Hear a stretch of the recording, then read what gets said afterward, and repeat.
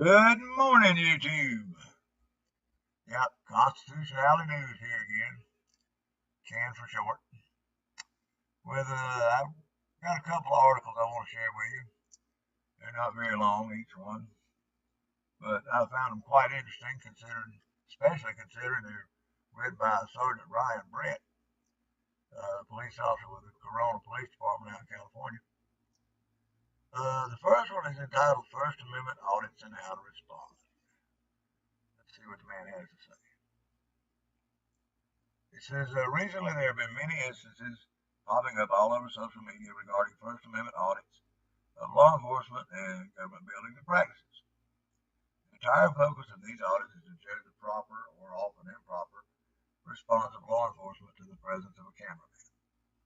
The hopes of the auditors are to have a full contact with law enforcement, resulting in a violation of their Fourth Amendment rights and or a bad arrest. This obviously places the officer and agency in line for civil damages and embarrassing online videos. Now, that I do not agree with. I know quite a few auditors, and none of them are actually hoping for full contact with law enforcement, and definitely not looking for it to be arrested. In fact, after talking with many auditors, their primary goal is education. Although, they get a confrontation, they get one. They get arrested, and follow through however best they can. But their primary goal is to educate the public as well as law enforcement and other public officials. Seems to me like the ones doing the creating the problem is the officers, not the auditors. Anyway, on to the article. The question is, when and how should we act? A review of many of the posted audit videos shows us extremely well-trained and professional law enforcement officers acting what I can only describe as childish, and I agree, when confronted with an audit and a camera. From us blocking their view, following them, challenging them for ID, or even worse, pulling out our own cell phones and taking pictures and video of them. What is the point? The videos are never taken well by the public audience, and the comments, well, you don't really want to mention them. But I agree with him. What's the point? Yeah, what's the point? Cops, what's the point? Why do you be such an idiot and try to block the camera, try to run right up against an auditor to keep them from filming anything?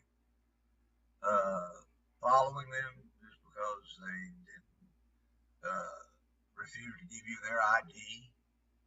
Follow them around, try to catch them getting in their car so you can grab a tag number, call that in to find out who they are. You're determined to find out who they are. It's like a little kid. You didn't do what I say to do, so I'm going to follow you and make sure you do it. I'll figure out what's going on. And pulling out your cell phone and taking pictures, well, that's just, you took mine, I'll take yours, 5-year-old. In fact, 5-year-olds might even act better than some of these cops I've seen. But anyway, I digress.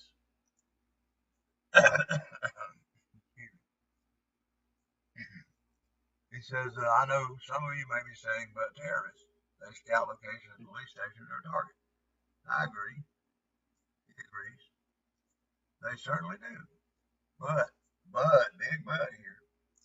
When was the last time you found a terrorist standing in wide open view, in public, blatantly videotaping a public building with obvious disregard for the police driving around?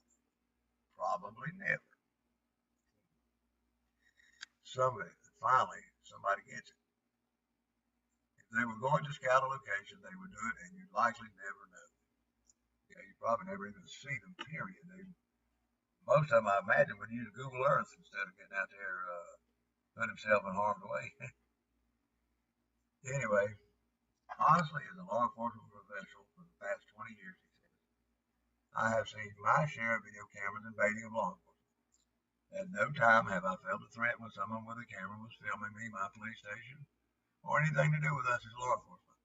Remember, the audits are carefully planned to remain in a place they can legally be. There is no law about recording activity or buildings from a public place. they are well within their rights to do so. And from my experience, the best response to an audit roaming around or auditor roaming around your police station, public areas, is to ignore them.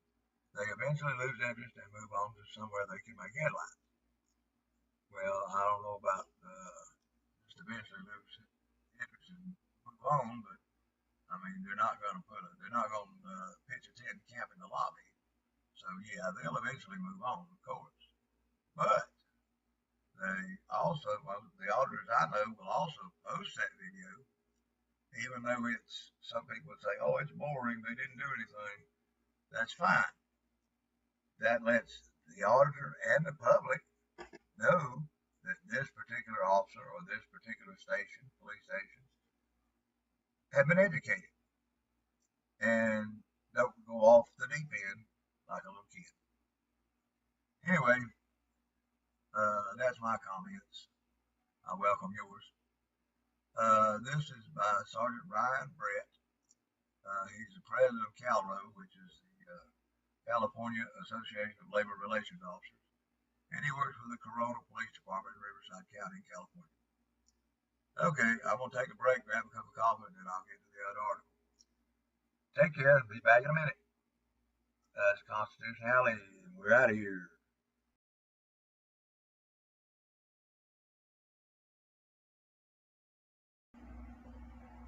Good morning again, YouTube.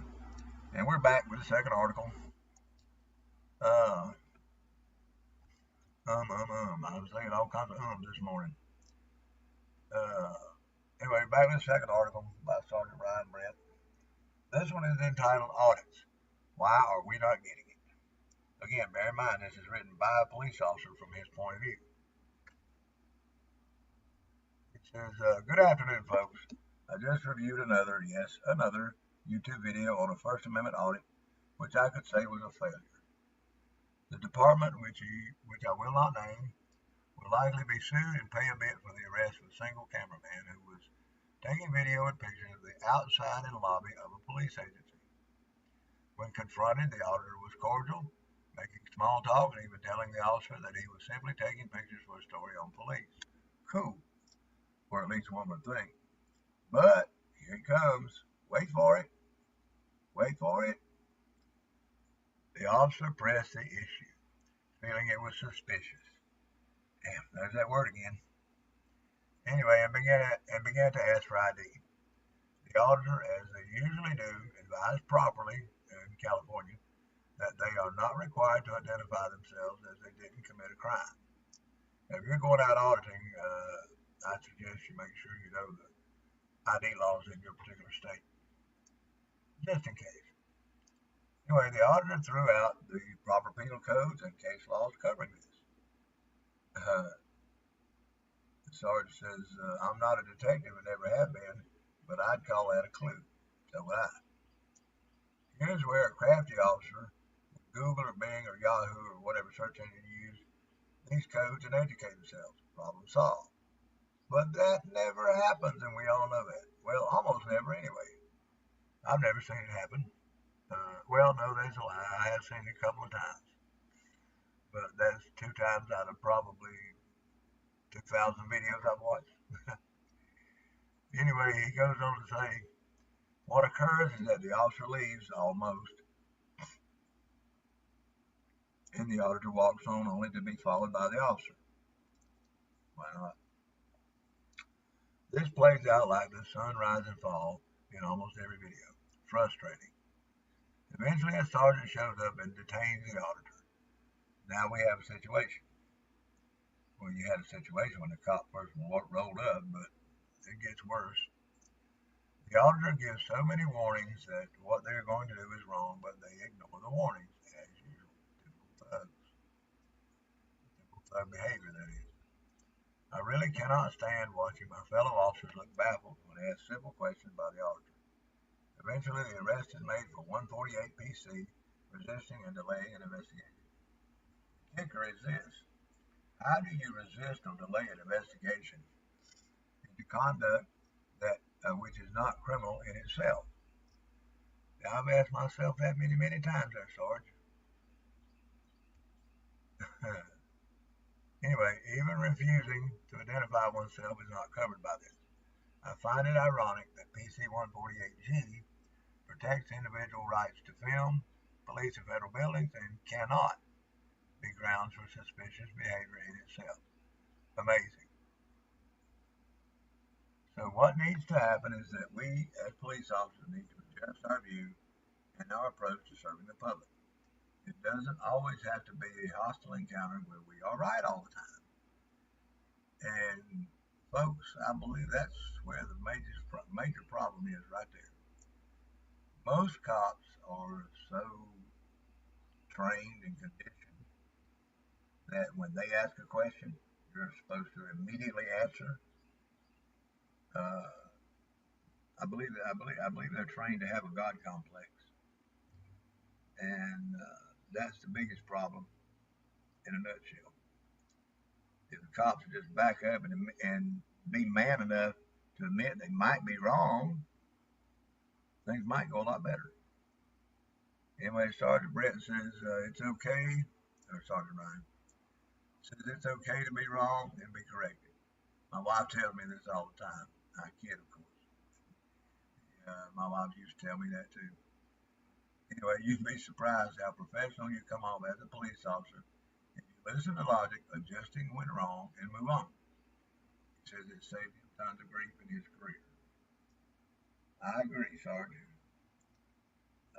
If they would just simply bother to listen instead of you're going to do what I say do, regardless, things might go a lot better. And it would save a lot of places a lot of money, I'm sure. Because some of these officers, I'm sorry, they're just total, complete, blatant idiots with no disregard for the law or the Constitution or rights. It's just, I'm going to do what I want to do, and it's on you, you know. Well, anyway, I'm getting off topic here. I'm getting off in a wild blue yonder. Okay, that's the end of both articles. I welcome your comments. Don't forget to like and subscribe. This is Constitutionality News, and I'm out. Y'all have a great day. God bless, and bye-bye.